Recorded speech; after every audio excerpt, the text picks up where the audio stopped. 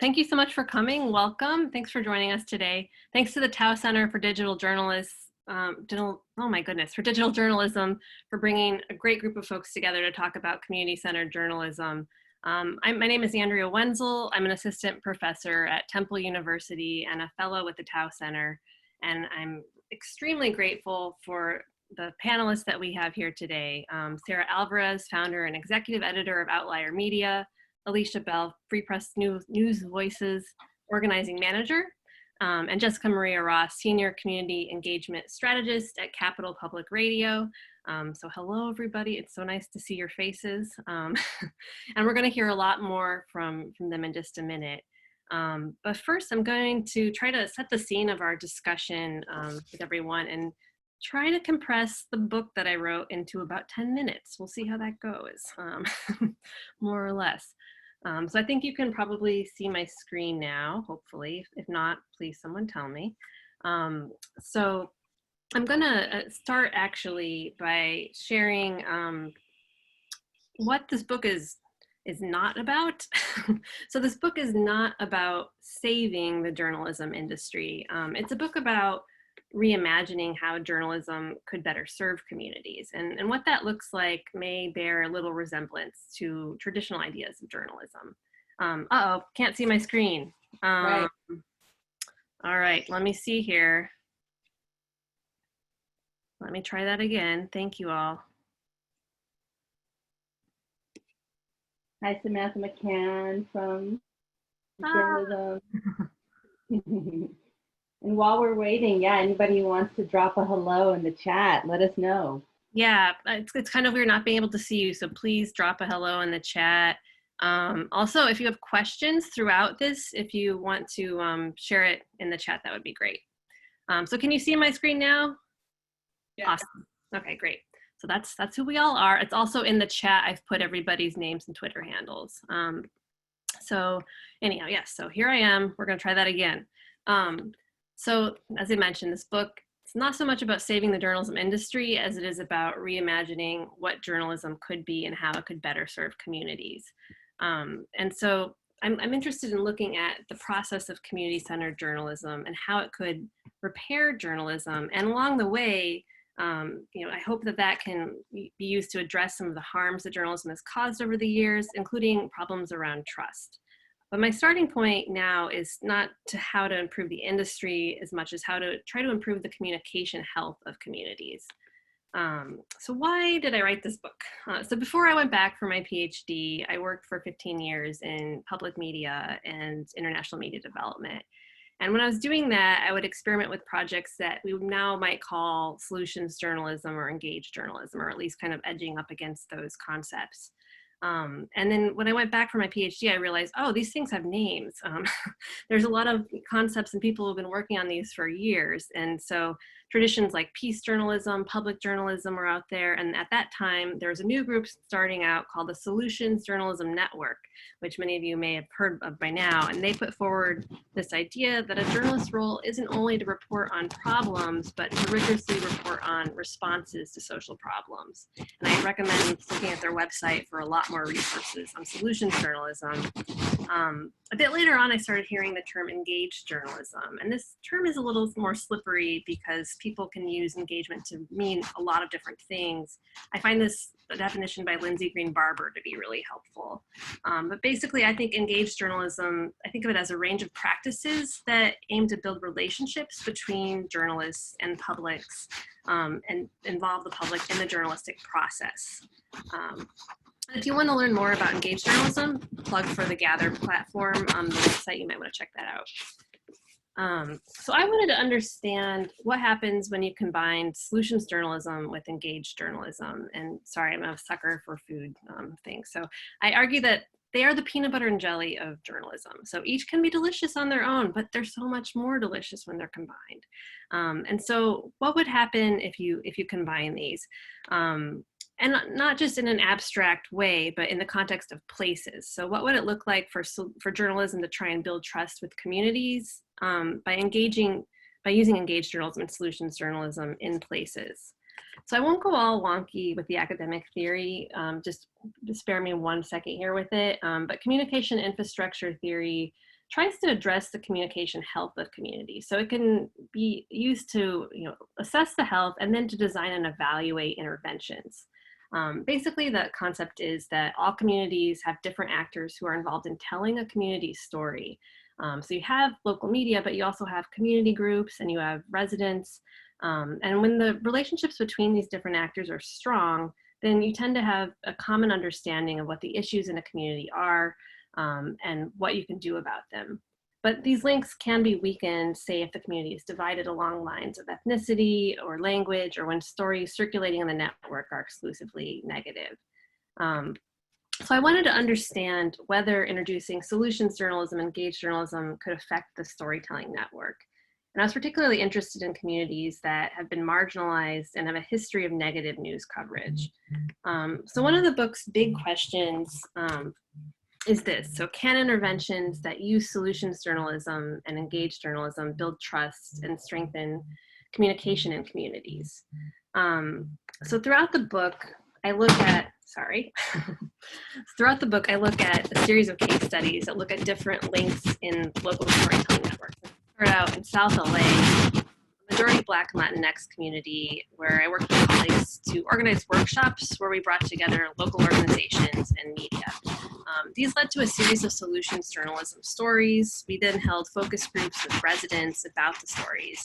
And people were really enthusiastic about the concept of solutions journalism, but they had concerns about who gets to tell the stories. And they wanted communities to be more involved in that process. So this intervention did do some work to strengthen ties between community groups and local media, and solutions journalism showed promise for contributing to a more positive narrative circulating about South LA. But without engagement, residents wouldn't find out about those stories, they wouldn't know about them. And so the next case that I ended up looking at was a newsroom that was trying to involve community members in the process of making journalism. A lot of you probably have heard of Hearken. It's a tool that lets newsrooms invite audiences to ask questions and then vote on what they want reported. Curious City is the original project where Hearken started in Chicago. And a few years back, they looked at where questions were coming from, and they noticed they were not hearing very much from majority African-American Latinx communities on the South and West sides. So they wanted to expand who they got questions from, and so they designed an experiment to try different outreach approaches. They found the most effective method was when they did face-to-face outreach, but they collaborated with partners. So in particular, they had a lot of success working with libraries. And even this, though, had some limitations. So they didn't really do any marketing at the time. And so, people wouldn't have a way of knowing how to follow up or how to give feedback. So in this case, the process, the intervention did strengthen the link between media and residents, but it wasn't necessarily a two-way relationship. So after observing these projects, I wanted to see what a model might be for giving communities more power to be involved in the process of making and sharing narratives about and making these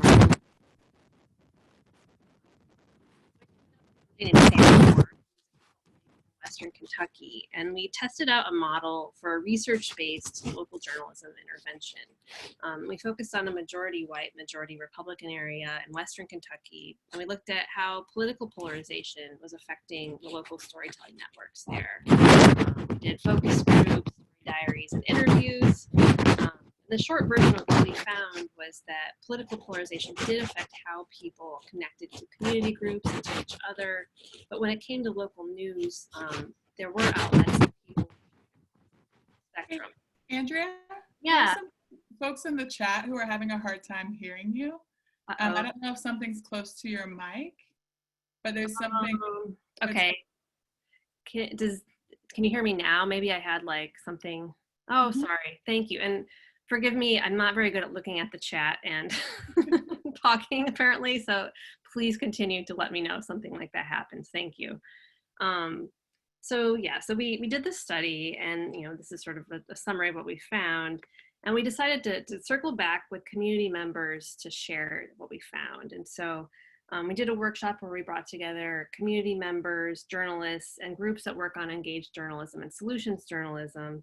And we got their input on what they wanted to do to follow up. One of the projects that came out of this was working with a hyper-local news outlet called the OC Monitor. This is Dustin and Lee Bratcher. They are the OC Monitor. They are the reporters, the editors, the owners, everything. And several of the ideas that came from this workshop that we did were thinking about how to take what we already have in this community, the assets we have, the community traditions we have, and to reimagine them. So in this case, it was looking at this very pre-Facebook idea of society columnists where people would share, you know, here's the story of, here's what's going on in my community, but looking at trying to reimagine it as community contributors so that they could reach parts of the county that they couldn't reach otherwise.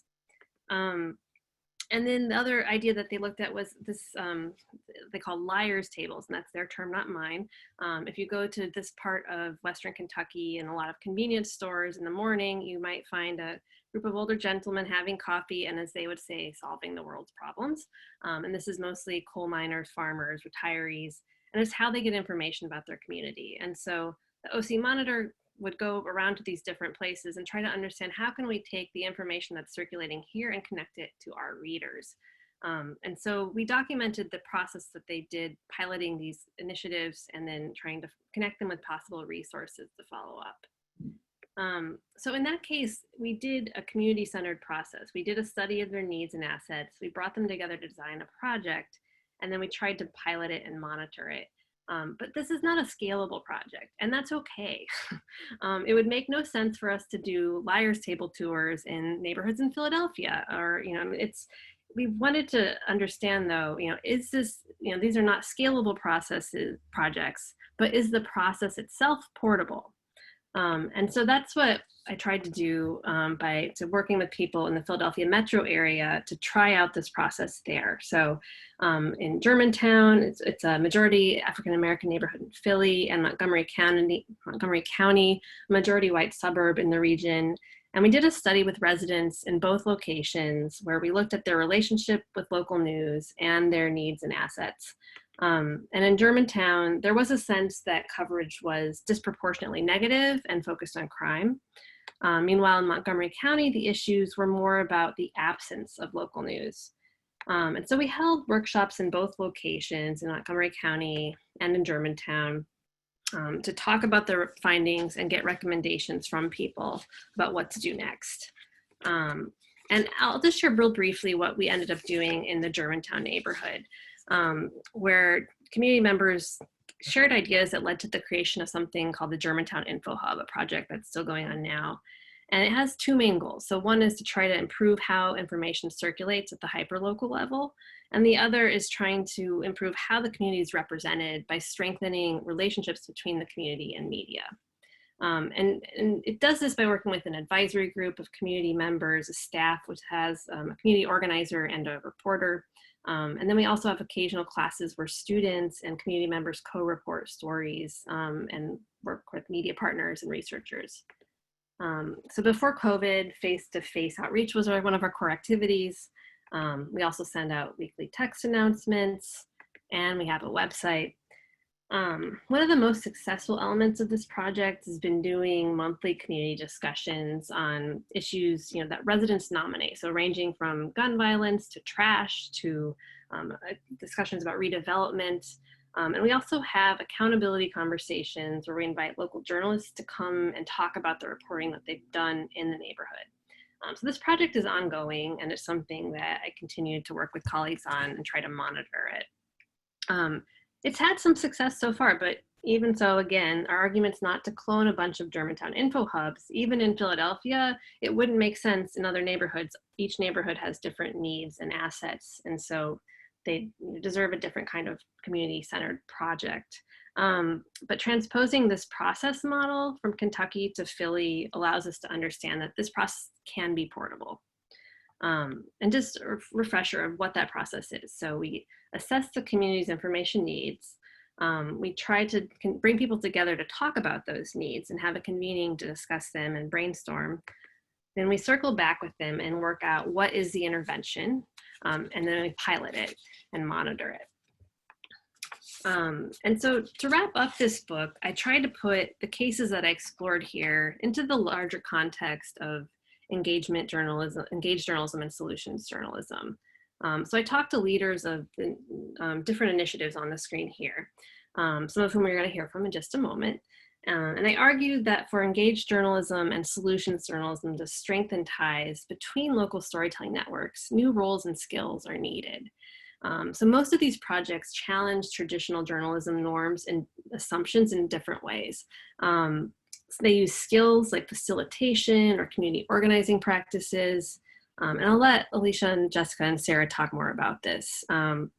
But I think these projects illustrate some of the different pathways to doing journalism that's community-centered.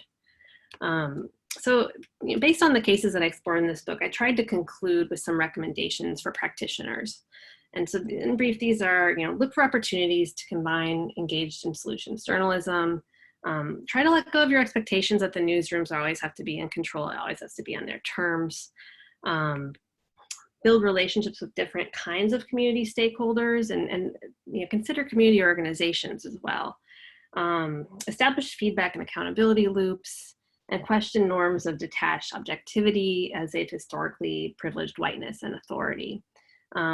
Also, finally, for funders, consider community-led grant making if possible, and considering the funding of processes as well as projects. So of course I did all this pre-pandemic.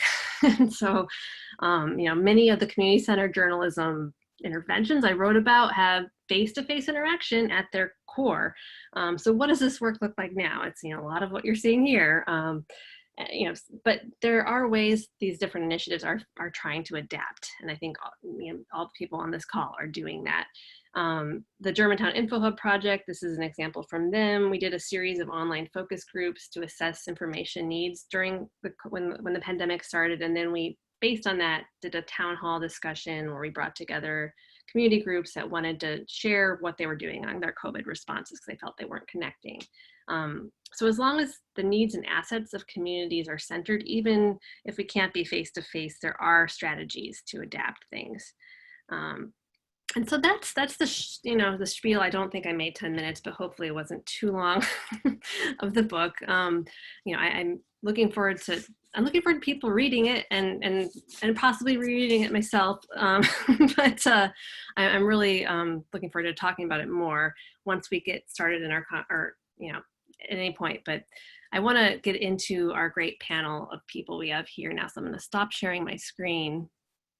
Hopefully that worked. And don't forget, you can put in questions into the Q&A function, and we'll try to answer those there about anything that I've just shared, but also about our panel. And also, please, thank you for those of you who've shared things into the chat. We will take a look at that. And also, if you have links or resources you want people to see, feel free to put them there. So thanks for doing that. So I want to go ahead and introduce or get back to our panelists. We did a quick introduction before. I want to start out actually, we're going to hear one by one from everyone a little bit more about their projects, and then we're going to have an opportunity to discuss them and hear and have questions from you. I'd like us to actually go ahead and start out with Jessica Maria Ross, who's the only person who's working out of a traditional newsroom on this call. So I'm very curious to hear from her, talk about her work at Capital Public Radio in Sacramento and how she's been trying to center communities through what she's been focusing on, participatory journalism. So Jessica, I'm going to pass it off to you. And you're muted.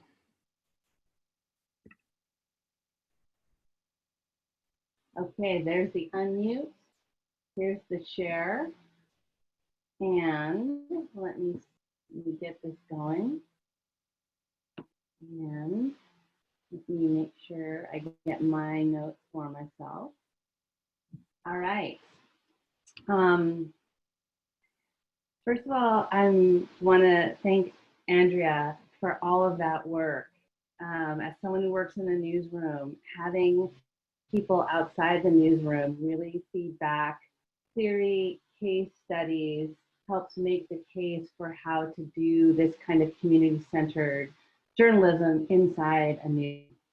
And I'll be on this panel with these amazing women who inspire me all the time.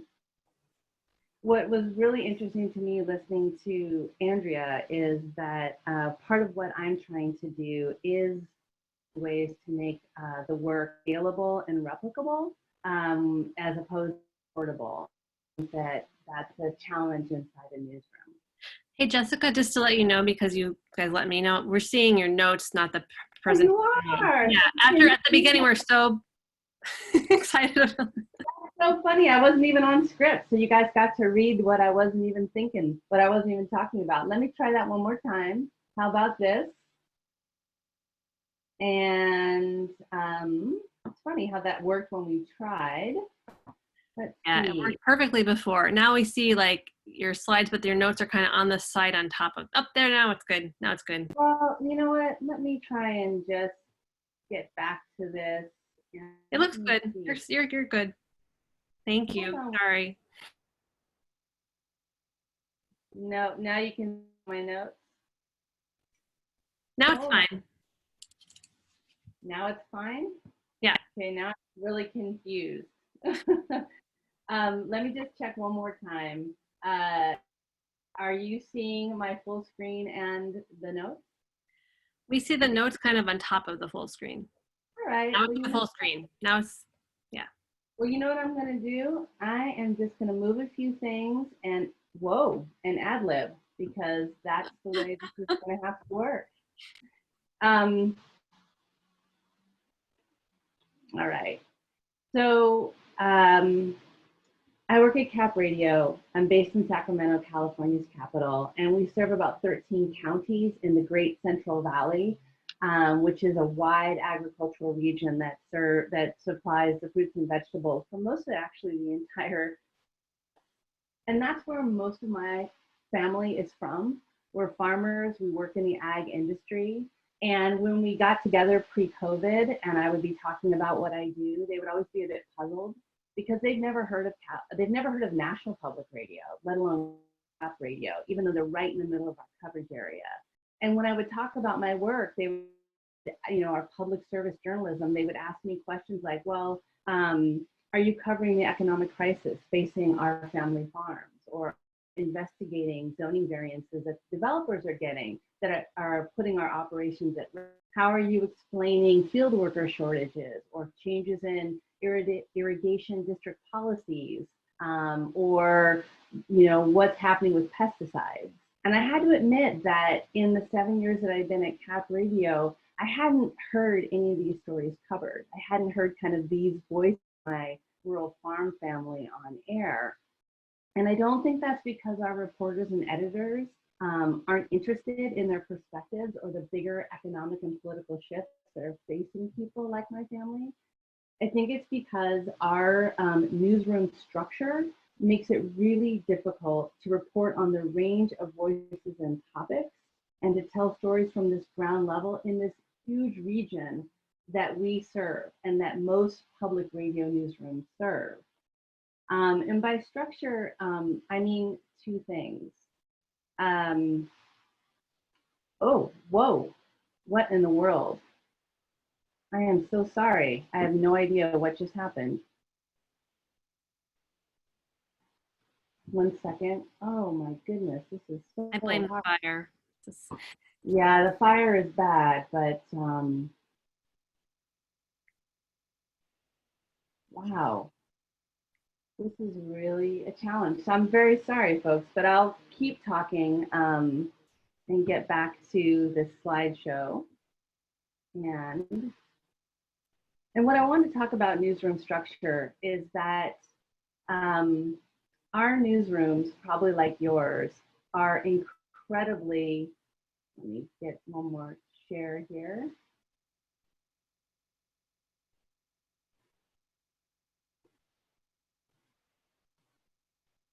All right, let me try that. Our reporters are incredibly busy. They're producing spots, features, and talk show segments daily. And they're not just doing that on one platform, but many: broadcast, web, social media accounts. And it's a really heavy lift in a short amount of time.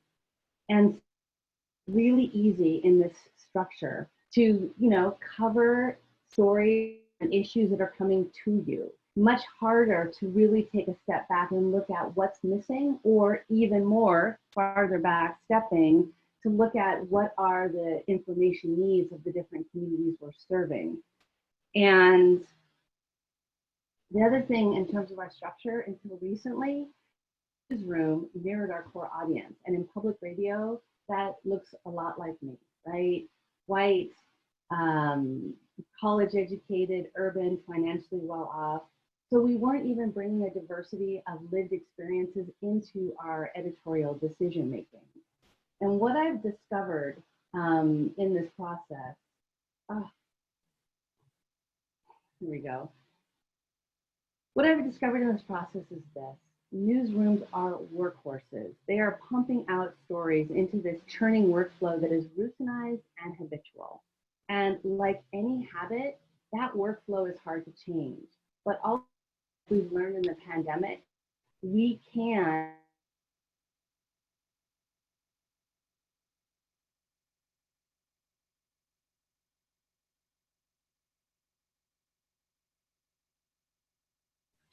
I think Jessica's frozen. Maybe, oh, I'm so sorry, Jessica. I think if we can't, do you want to try to stop sharing your screen or okay, I think maybe we can come back to Jessica. Sorry about that.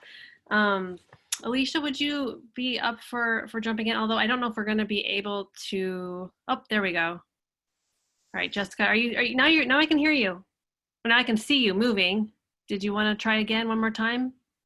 One more time, and maybe I should let people know that I'm 20 minutes from one of the big fires. So just a lot of challenges here. But I also don't want to take up a lot more time since I've had to jump around. Let me step back and just say that I'm not sure if you heard this, but basically what I'm thinking a lot about is that our structure in our newsroom has a lot of routine and habits, and those habits are what we really need to change. And the ways I'm trying to change those habits are to start off by really looking at, before we start reporting, getting to know the communities that we serve. And that's usually through in-person and virtual get-togethers. We can get to know them and listen and learn. It also can be through a whole lot of other tools that you have talked about. What's most important is showing up more than once over time so that we can really connect with people in ways and in places and on platforms and at times where they feel comfortable, welcome, and invited. And this is really what's going to help us select and develop stories in conversation with the communities that are most affected. As part of getting to know them, we really want to ask community members what's working, what they love about the place they live, what they want to put on the front page, as well as their concerns. And we ask about homegrown responses to the issues that they have identified and what kind of local solutions and resources that they are coming up with. And that really helps us build understanding, connection, and trust, not just between reporters and residents, but among residents and the community groups that are working to serve them. We also really, I try and form project advisory groups that are going to partner with us on our reporting. And as part of that work, we really explore how our reporting can help reach their goals and collaborate on community storytelling projects. And this gets to, again, some of the things Andrea was talking about collective efficacy. It strengthens the existing networks so that our journalistic process really contributes to building community resilience beyond our reporting. We do then take all of the ideas that we're hearing, the community needs, the community knowledge, the advisory group goals, and we bring them directly into our editorial process. That's where the heart of sharing power is in terms of reporting with and for the community that we have just gotten to know and are working to serve. And then we take time to talk with them after the project, them being participants in the project, community partners, editors, reporters, because every project gives us an opportunity to learn, to really identify and bump up against new challenges, rub up against different tensions inside the newsroom in terms of changing these habits and identify ways to do it better in the future. So there's a lot of different terms out here for this work. I'm calling it participatory journalism. Those 5 steps into a playbook, and I've shared the link here on a slide. I'll put it into the chat. There's how you can get a hold of me. An illustrated case study of this work is in Andrea's book, so I'll plug that, and also in this playbook.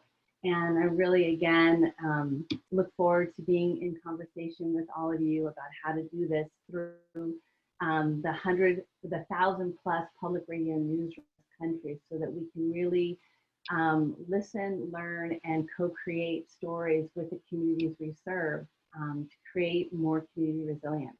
Thanks. Thank you, Jessica. Thank you for powering through in the circumstances, especially. So I really appreciate that. Alicia, it'd be great if you can share next. Alicia Bell from Free Press News Voices. Hey y'all. As Andrea mentioned, my name's Alicia. I'm here based in Charlotte, North Carolina. And I'm going to be talking about our News Voices work in Charlotte, North Carolina today.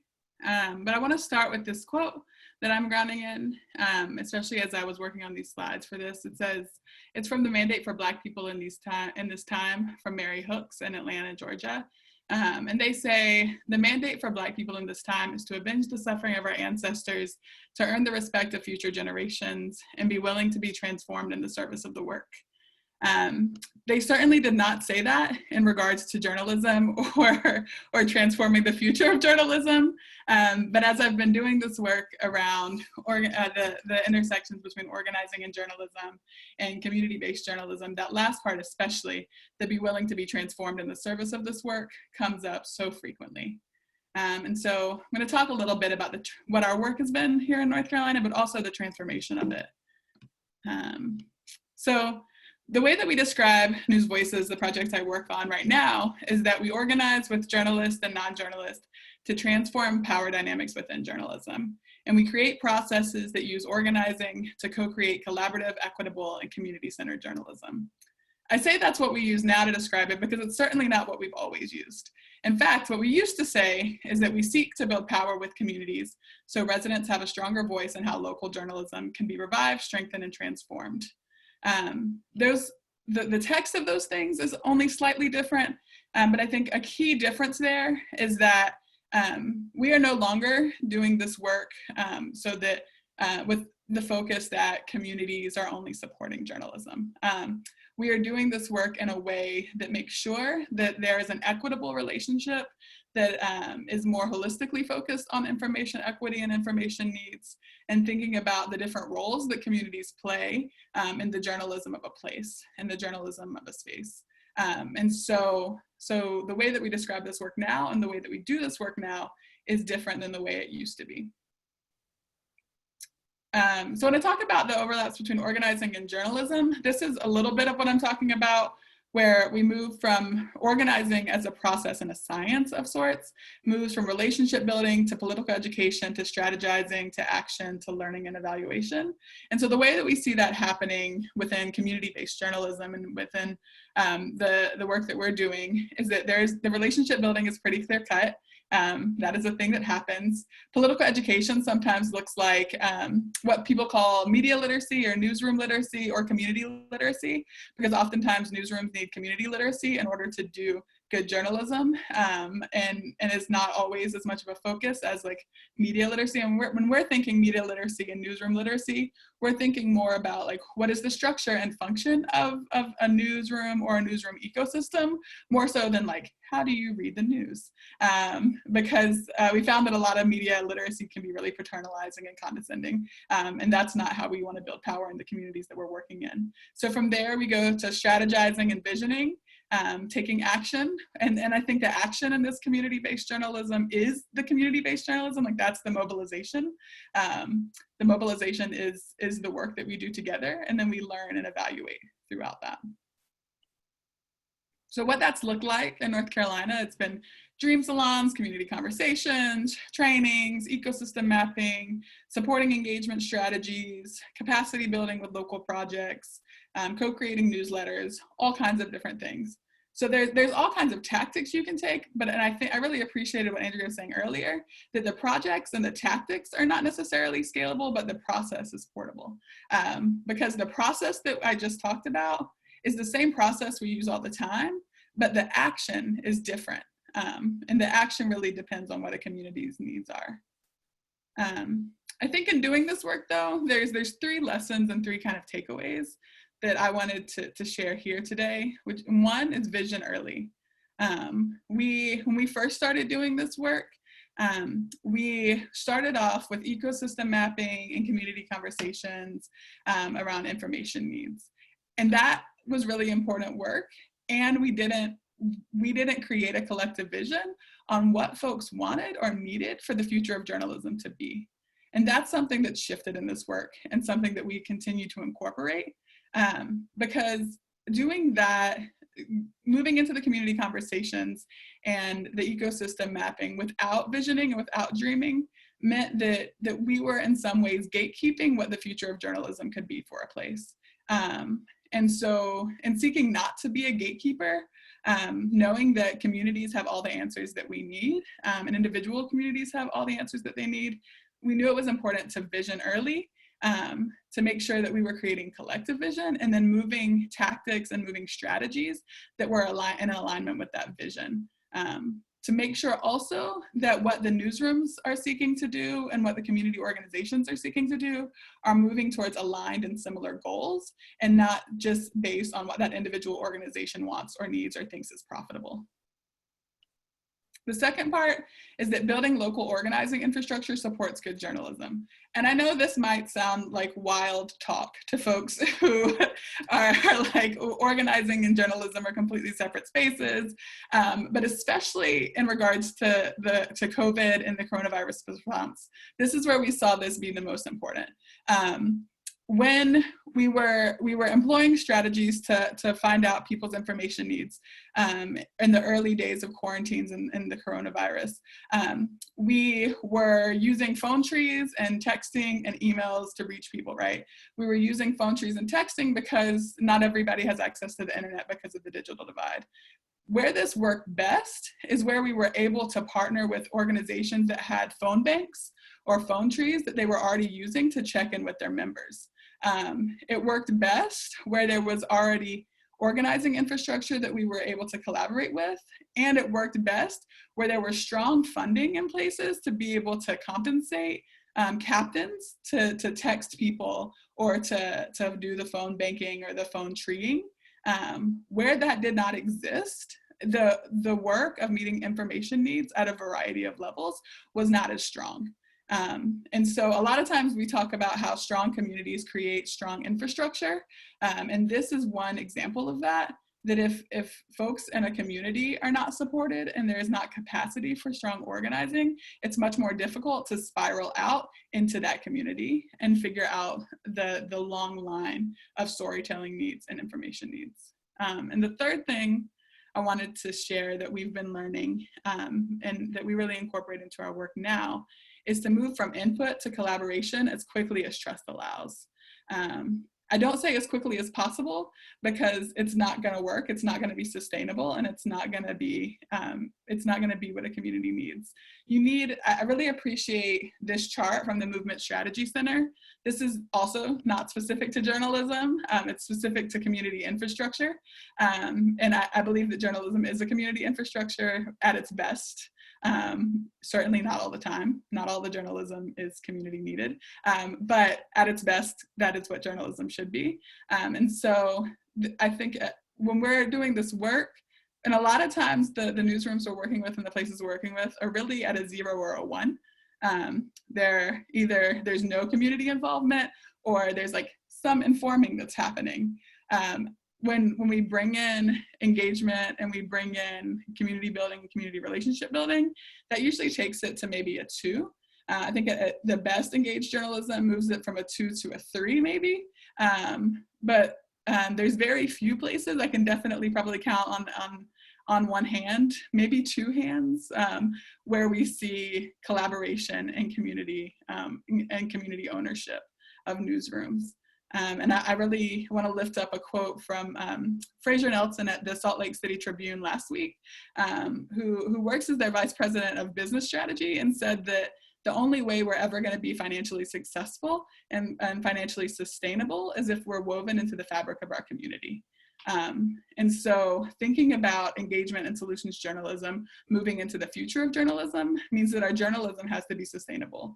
And if our journalism can only be sustainable if it's woven and necessary in the fabric of our community, then this is how we get to a sustainable journalism in the future. And so that's what I'll end with. Definitely going to be in the chat answering questions. This is my contact information. I know Andrea is going to share it in the chat and other places. But that's what I've got for folks today. Thank you, Alicia. That was great. That's wonderful. Let's next hear from Sarah from Outlier Media in Detroit, how she's been providing direct service to residents in Detroit. I'll let you take it away. Hey y'all, it's good to see everybody and well, see these folks and then see everybody's name in the chat. And I know it's really challenging times for everybody too. So I just want to kind of recognize that we're all carrying a lot right now. So that's really funny that Alicia just shared that slide, because I used to work with Movement Strategy Center like way back in the day before I was a reporter. And I think that, yeah, like a lot of that thinking and brilliance from that organization really does inform the way that I work. So I just want to say, so I'm the founder and editor of Outlier Media. Andrea, when you interviewed me for this book, I think Outlier was me only. And now it's a full news organization, a full newsroom. And Candace Fortman also runs the business side of the operation. But really, we haven't changed much. And just like Andrea was saying about scale, that's not something that I really believe is possible in this type of work. Replication is possible, learning, models, and even though we've gotten bigger, we've continued to use the very same methodology because it works for a smaller organization or for a larger organization. I saw folks in the chat asking about like how do national organizations kind of use these lessons. I think the methodology may be slightly different depending on who you're working with and for, but like you should have some methodology, right? And methodology for local news organizations works as well. So my goal in journalism is to be effective, to be efficient, and to be responsive. The way that we do that is to first kind of look at our role in the ecosystem, the journalistic ecosystem. And again, really understanding that there are community organizations that have their specific role and we're existing in community with them. We don't do their job, they don't do our job, but we really want to make sure that we understand like what's happening. From the information ecosystem, community organizations play a huge role. Journalistic organizations play a huge role. And for us, we are in the business of accountability journalism and in the business of filling information gaps. There's also folks who really seek to provide a complete and accurate record. There are also folks who try to correct an inaccurate record. And there are folks who work on narrative shift, right? Like those are kind of the parts of the journalistic ecosystem that you have to be a healthy media ecosystem, right? Post-COVID, Outlier is doing most of these things. Once, I hope that our community is able to become more healthy again and we can focus on filling information gaps and accountability. So just like everybody, the reason why we are so careful about the way that we do this work is because our resources are incredibly scarce. Journalistic resources are incredibly scarce and our resources in our newsroom are incredibly scarce. Like I was saying, it used to be just me. Now we have, 4 folks on the editorial side, but we're doing a ton for a very large city. And the stakes are also incredibly high. I very much look at journalism as an intervention. And so that means that, like, why are you intervening? We're intervening either to fill information gaps because a harm will result. Because if there's a lack of information, it's going to lead to a harm. And we really look at what we're doing and which information gaps we want to fill based on how acute that harm could be or is going to be. So for example, post-COVID, we've had to do a lot of reporting on the corrections industry and on jails and prisons in Michigan because the harm is incredibly serious for COVID breaking out in places like that. So that's what we do. And also because the journalists, like, no one's coming to fix this. So, you know, to get something wrong means that you have a huge risk of misinformation, and those stakes are also incredibly high. And like I said, you know, there's a lot of people who have to do narrative shift work and record correction work because somebody got it wrong the first time. And like, when you know how many resources it takes to do any of this work, you really don't want to have to go and fix somebody else's work because it wasn't done well the first time around. We're super data-driven in the way that we approach information needs. And we've done this work with Jessica in Stockton, and we've done this work in a lot of different communities. But what we look for to try to identify information gaps is we look at a lot of publicly available data. We look at United Way's 211 data of, like, what are people calling and complaining about most? We look at response times across the city for a variety of different things. And it really tells you a lot. Like, you know, you can look at potholes, you can look at non-emergency 911 calls, you can look at emergency 911 calls. Response time across the city for all of those different things is really going to tell you a lot about how responsive the you know, kind of municipality is to different people's needs. So we look at all of these things. And then we also ask people what challenges they're facing. And we do that over SMS. And it's a very easy info needs survey. And what we're trying to do is not ask people, like, what do you want to know? What news do you like? We're asking them, like, what challenges are you facing this week? What do you see standing in the way of your family thriving over the next few months? And that's kind of how we start to build our work. I'm going to put some links in the chat right after I finish talking. I thought I was better at multitasking than I am, but I'm going to put those in a minute. But you may have seen some work from a collaboration of us, and it was published by City Bureau, called "Is Your Journalism a Luxury or a Necessity?" And it really has this, like, pyramid. It's Maslow's hierarchy of needs, and we adapted it because that's really how a lot of us are thinking about where do we want to target our work.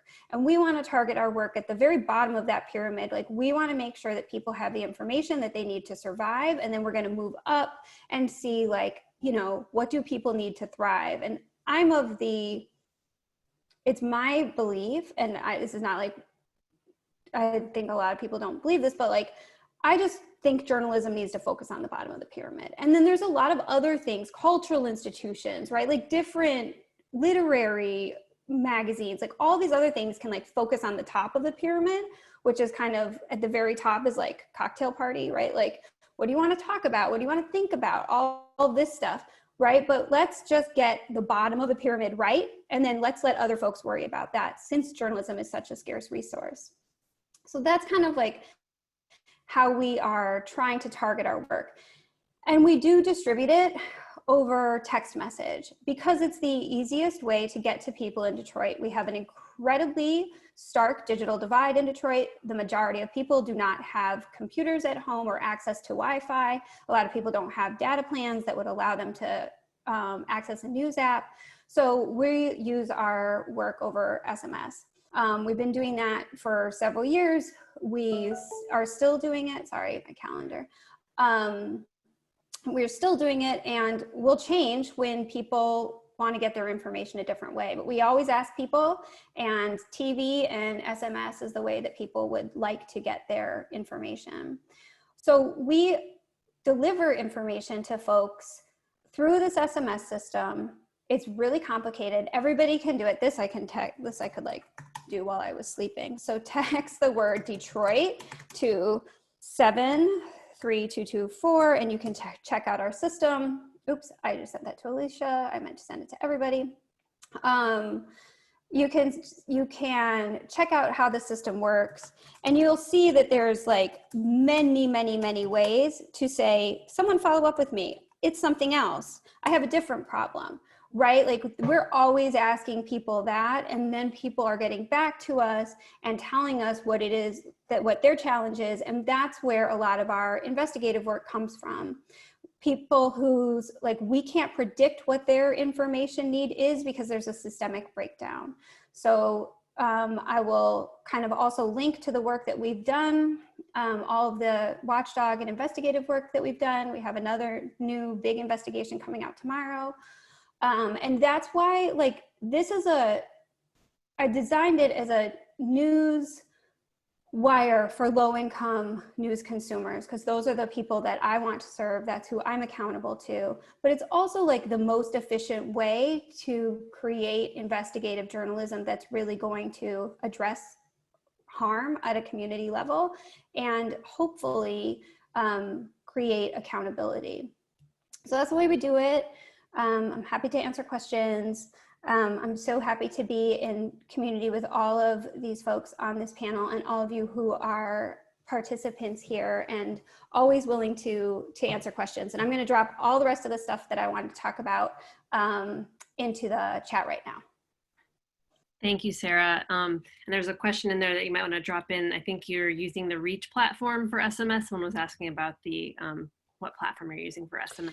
Yeah, we do. We use the Reach platform, and I will say, like, it's really, and we've had a lot of success with that platform, but it is still really frustrating that, like, because it's not sexy SMS, it's just like seen as really basic. And so the technology that we're always having to work with, like, has to be customized again and again and again. And we see like new technology solutions being designed for folks who don't really need them, and technology solutions for folks who really do need better solutions. Like there's just like such little investment.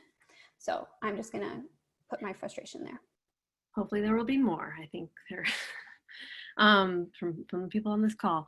I thank you all so much. And I know our time is a little short. I think I'm going to say right now, we're going to go 5 minutes over. If anybody needs to leave, I totally understand why.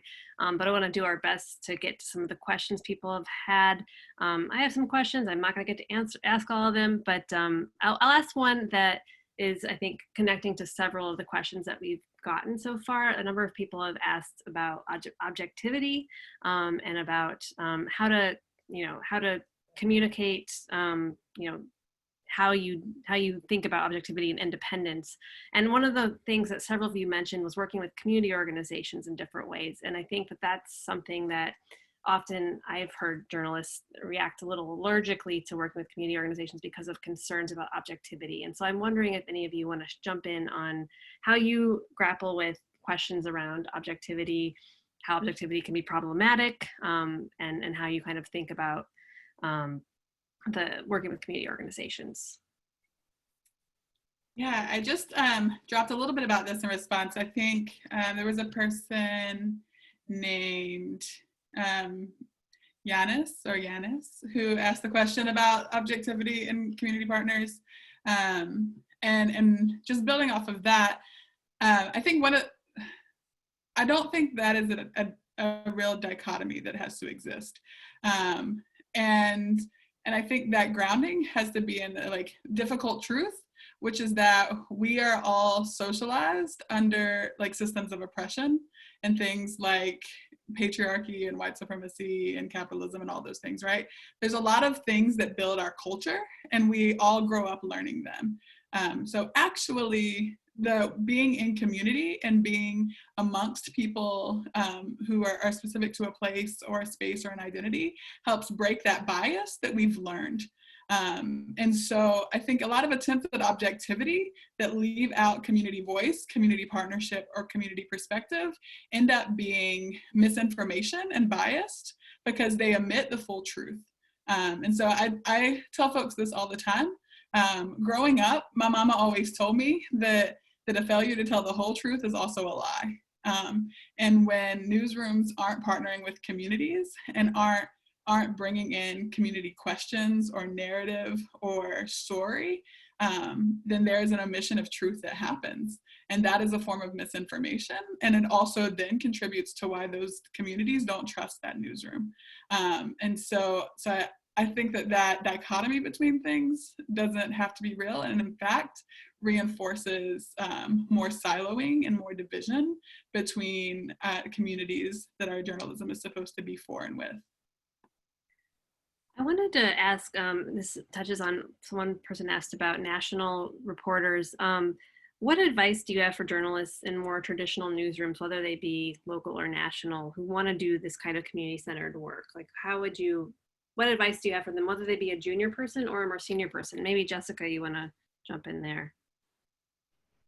I think the 3 pieces of advice I would share is to start small is the first one, and the second is to find allies in the newsroom that are already doing this work or already interested, and allies outside the newsroom that are already doing this work and already interested. As Alicia kind of has mentioned, there's just a rich tradition in organizing, in the arts, in city government, in design, in architecture. Participatory practices are something that all public-facing institutions and organizations have been trying for a very long time and have a lot of understanding and practice of how to do that. So to start small, find people inside and outside the newsroom that want to join you on the journey. And then the last thing is to really, I'll go back to something that Alicia said, vision early. So part of visioning early for me means bringing those people together to come up with shared language, shared understanding, and shared vision. Takes a while, longer than you think, but those are the 3 things that I could do. Thank you, Jessica. Someone just asked about student journalists and adapting these practices for student journalists. And I actually was wondering, I wanted to ask all of you, if you could reinvent journalism school to cover the competencies that you use on a day-to-day basis that probably aren't being taught in journalism school, what would those be? What are the things that you wish they would be teaching? Anybody can jump in on this. I'll jump in and then hand it over. I think a core competency is actually facilitation training. I think one of the pieces that is invisible and opaque in this is that it's really, really anchored in group process and group dynamics. And one of the fields that really teaches about navigating, understanding, recognizing, and practicing equitable power sharing and listening and shared decision making is the realm of facilitation. And I use facilitation because people are less allergic to that than organizing. All of that is true for community organizing as well. Would there be a community organizing component as well, Alicia? I mean, I agree with Jessica. I think it's the same thing. It's like facilitation. I mean, organizing is facilitation at a community level. It's like you listen to people, there's some ground rules and understandings, and then you co-create something together. So I agree that it's the same thing. I think a competency I would want to develop is relationship building. We don't all know how to do that well. And sometimes that's because of personal, interpersonal trauma experiences. Maybe we grew up and we moved around a lot. Maybe we never learned by observation how to build relationships that are strong, healthy relationships. And so it makes sense that in our work that we wouldn't know how to build those relationships and have boundaries and figure out like what are the different roles that we play in this relationship, especially knowing that like there are different levels of relationships. There are personal relationships, professional relationships. Some of the skills are the same between those two spaces, but the way that they function and work are different. So honestly, I think just like a good grip of time focusing and practicing relationship building would be so key. Plus it would have all these other benefits of like navigating J schools and colleges and universities and the world, because we need each other in all those spaces too. Sarah, did you want to add anything for your wish list? I didn't go to journalism school, but I went to law school, which is really different, I think. But I will say that one thing that I feel like when I became a journalist, that I was very frustrated by was just like how few things were actually like articulated and codified, which is something that you do see in law. For like, you know what you're doing as a lawyer, right? Like, you're client-centered, you know what the ethics are. Nobody's going to tell you like, let me talk about it some more. Like, let's talk about it, but it's all written down, right? Like, it's I think that there is a lot of gatekeeping in journalism because things are so unspecified, and that's one thing that you can do to make your work more accessible, is to make it more clear what you're doing and what you're not doing. And that's something that, like, I think that keeps those barriers to entry into journalism pretty high, because it's like all of this stuff is unsaid and you just have to kind of know it, right? And that's that does a huge disservice for the industry and also for the communities that the industry tries to serve. I wanted just to, and we're pretty much out of time, and there's so many questions, great questions from people that we're not going to be able to get to, but do you have advice for community members who want to improve access to information in their communities, or people who are maybe not on the inside of journalism? Anybody want to share any of those? Make your demands, right? Like, make your demands to the people who, even if you don't expect a newsroom to be responsive to those information needs, I still think that it's incredibly valuable that those get written down and that you create a record for saying, like, we asked you to do this, we said this was what we needed, and you did not respond, right? Like that, news organizations need to really be held accountable to the community's information needs. And if they're not going to do it themselves, then and I think everybody else on this call, like, would really encourage people to really try to hold. Yeah, I would just add to that to name and honor and hold the ways that you're already meeting information needs. So many institutions outside of a newsroom meet the information and storytelling needs of our communities, whether that is a community center, an arts institution, like a local grassroots organization. And so I think naming and honoring those things, and then figuring out where the gaps are, how you want to build those, and what that collaboration looks like, really I think works well with the having demands on local newsrooms and the local news ecosystem, because if we're pushing pre-existing organizations at the same time that we're building alternatives, then we're going to get to a better place. I think I would just also add that now is the time, that the pandemic has just blown the doors open for us to really rethink, reimagine how we do our work, who and see in the data, literally, who it's serving and who it's not, and bring in new ways of figuring out together with the people we're trying to get this critical information to, how we do that.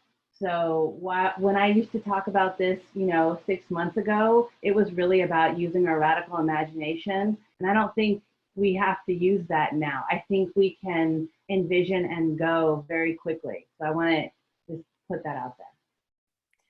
Thank you, Jessica.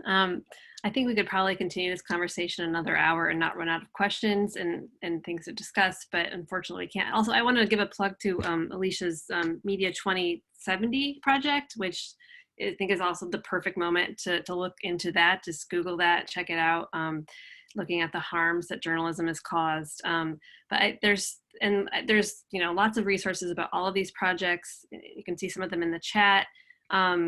We also I'll probably be doing some more conversations about this book. There's more information about all of these projects in the book. I'll also be doing these engaged journalism exchange discussions every once in a while, where we're going to bring folks in occasionally for that. So I'm sorry we can't see all of you. Somebody actually pinged us for that, and like I was hoping we could, but it's just that we had for certain reasons for this particular webinar, we couldn't do the thing where we see everybody, but I'm glad to know that you're out there, and I hope we can find other ways of finding community in the future. I want to really thank all of the panelists for joining us today, and all of you. And I hope we can find ways to talk again in the future, and to learn from each other. So thank you so much for joining us, and hope to see you soon.